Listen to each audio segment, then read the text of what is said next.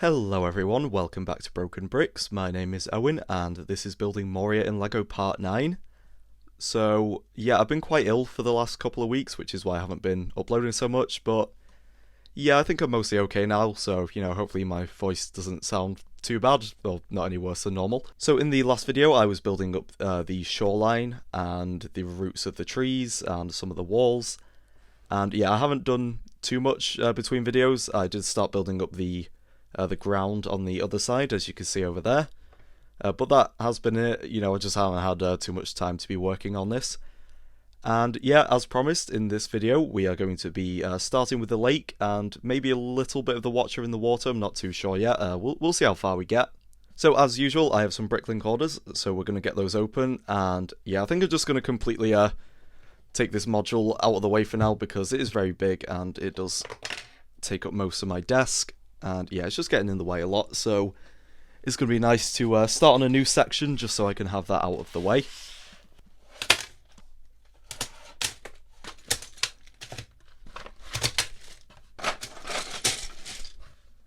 So not a whole lot of pieces this time, because as I'm sure you've figured out by now, I don't have the highest income in the world, but there is more than enough to get started on the lake.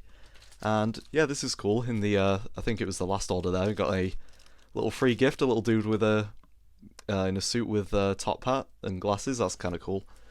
Maybe we'll sneak him into a cave or something somewhere. So yeah, mostly just black plates, black bricks. We got a whole load of these transparent brown 1x2 tiles for the water, and yeah, just a couple other bits and pieces. We've got some leaves. We've got some skeletons. So I've already kind of designed what I'm going to build today in Bricklink Studio. So I'm just going to be going off of that. And yeah, that's about all I've got to say, so we're just going to go ahead and get into a time lapse.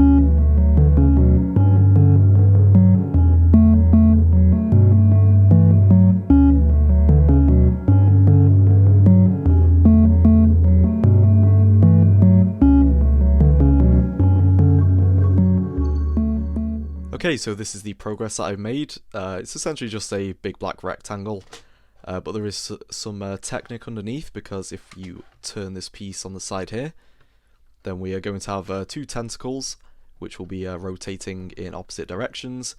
So yeah, there is just a technic axle going like all the way through underneath, and then a couple gearboxes.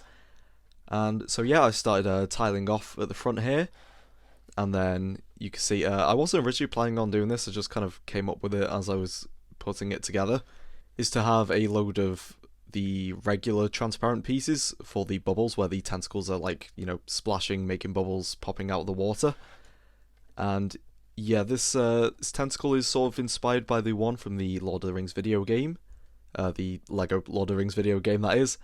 Yeah, it's I did want to make it olive green or maybe dark green, but there isn't enough pieces available in those colours, so I'm just going with regular green. So yeah, most of the build for the Watcher is going to be inspired by the one from that video game, but at a smaller scale. So yeah, that's we do kind of have this messy black round section, which is just to make it more secure and attached into the water so it doesn't break when it turns around. And yeah, the idea with this is sort of like I think it's when the Watcher first shows up, it like picks up Frodo and is sort of like waving him around, so you can kind of recreate that. So what I'm going to do now is I'm going to kind of make a little bit of a start on the Watcher. I probably won't get too far with it, and yeah, I will also add some more of these tiles to get more of this area filled in. So yeah, I'm just going to jump ahead in the video to when that part is done. So this is going to be the final bit of progress for this video. I've added in some more tiles, and I have kind of mostly used all of them up, so I'm probably just going to leave it here for now. And then of course I've started working on the Watcher.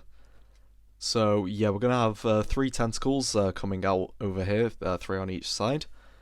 and then the rest of them is just going to kind of be implied to be under the water, because I didn't want to. I think the watch has 12 tentacles. I could be wrong on that. I've not checked any reference images in a while. But yeah, I don't want it to be too cluttered by having too many of them.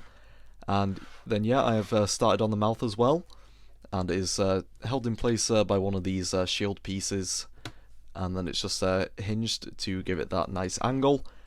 And yeah, I'm quite happy with this front part. I do have the one of these fins that I showed, I think, in the last video. So that will kind of go over here.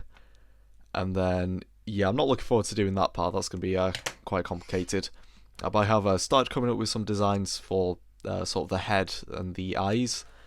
So yeah, we'll just have to see how it goes. The watch is going to be very improvised. So as long as I make sure to stock up on green pieces, I'm sure it will turn out fine.